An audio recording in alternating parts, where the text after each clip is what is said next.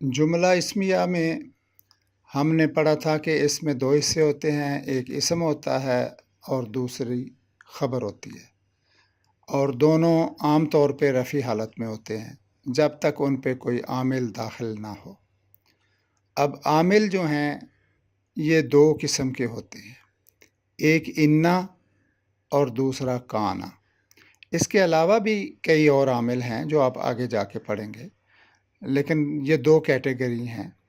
انا جو ہے یہ اسم کو نسب دیتا ہے، یعنی اسم نسبی حالت میں آ جاتا ہے انا کی وجہ سے، اور جب کانا داخل ہوتا ہے جملے میں تو وہ خبر کو نسب دیتا ہے، یعنی کانا کی وجہ سے خبر نسبی حالت میں آ جاتی ہے۔ اب اس کی مثالیں دیکھیں۔ الکتاب جدید، تو اس میں انا داخل کریں گے تو ان الکتاب جدید۔ المالک عادل، ان المالک عادل۔ واحد مؤنث کی ایک مثال دیکھیں، الملکۃ صالحۃ، ان الملکۃ صالحۃ۔ اللہ علیم، ان اللہ علیم۔ تو انا جو ہے یہ یقیناً یا بے شک کے معنوں میں آتا ہے۔ کانا کی مثالیں دیکھیں، انہی مثالوں میں کانا داخل ہوتا ہے۔ الکتاب جدید، کان الکتاب جدیدہ۔ لکھنے میں تو جدیدن آئے گا لیکن پڑھنے میں جدیدہ۔ المالک عادل، کان المالک عادلہ۔ المالکۃ صالحۃ، کان المالکۃ صالحۃ۔ اللہ علیم، کان اللہ علیما۔ تو اللہ تعالیٰ کے لیے جب کانا کا ترجمہ عام طور پہ تھا، تھے، تھی سے کیا جاتا ہے، لیکن جب کوئی یونیورسل ٹروتھ بیان کیا جائے تو وہاں تھا نہیں ترجمہ کیا جاتا، وہاں پھر کانا کا ترجمہ ہے ہی کیا جاتا ہے۔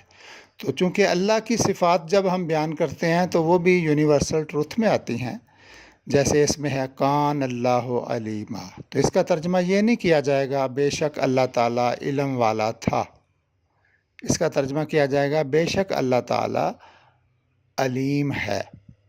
اب اور مثالیں دیکھیں تثنیہ مذکر کی۔ المعلمان حاضران، دو استاد حاضر ہیں۔ انا داخل ہوتا ہے ان المعلمین حاضران، اور کانا کے ساتھ کان المعلمان حاضرین۔ جمع مذکر کی مثال دیکھیں، المعلمون حاضرون۔ انا داخل ہوا ان المعلمین حاضرون۔ کانا داخل ہوا کان المعلمون حاضرین۔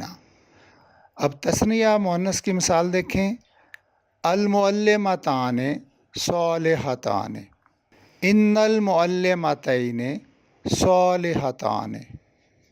کان المعلمتان صالحتین۔ اب جمع مؤنث کی مثال دیکھیں، المعلمات حاضرات، سب استانیاں حاضر ہیں۔ ان المعلمات حاضرات، کان المعلمات حاضرات۔ اب یہ بھی ہو سکتا ہے کہ ایک ہی جملے میں انا بھی داخل ہو اور کانا بھی داخل ہو، اور دونوں اپنے اپنے عمل کریں، یعنی انا اسم کو نسب دے دے اور کانا خبر کو نسب دے دے، یعنی انا اور کانا دونوں ایک ہی جملے میں اکٹھے بھی آ سکتے ہیں۔ اس کی مثال دیکھیں، ان الباطل کان زہوقا، بے شک باطل مٹ جانے والا ہے۔ ان اللہ کان علیما خبیرا، بے شک اللہ تعالیٰ سب کچھ جاننے والا، خبر رکھنے والا ہے۔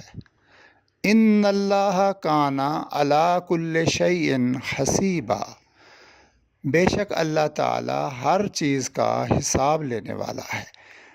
تو ان جملوں میں باطل کی جو بات کی گئی کہ وہ مٹ جانے والا ہے، یہ چونکہ یونیورسل ٹروتھ ہے، اس لیے اس کا ترجمہ بھی تھا کے ساتھ نہیں کیا کانا کی وجہ سے، بلکہ کانا کا ترجمہ ہے ہی کیا ہے کہ بے شک باطل مٹ جانے والا ہے۔